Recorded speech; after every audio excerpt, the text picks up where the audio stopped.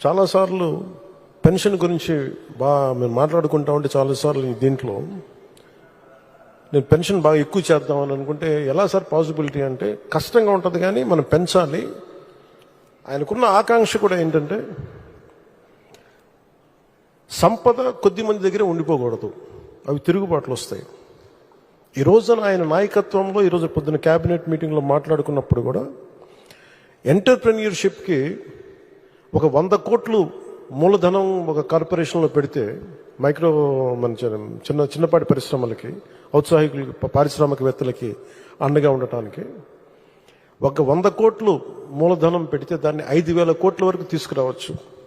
అలాగే 500 కోట్లు పెడితే దాన్ని 20,000 దాకా తీసుకెళ్లొచ్చనే ఈ రోజున ఆయన ప్రతిపాదన చాలా అద్భుతంగా ఉంది. ఇవన్నీ చెయ్యాలి అంటే ఈ రాష్ట్రాన్ని, ఉమ్మడి రాష్ట్రాన్ని దిశానిర్దేశాన్ని మార్చిన వ్యక్తి. మైక్రో మన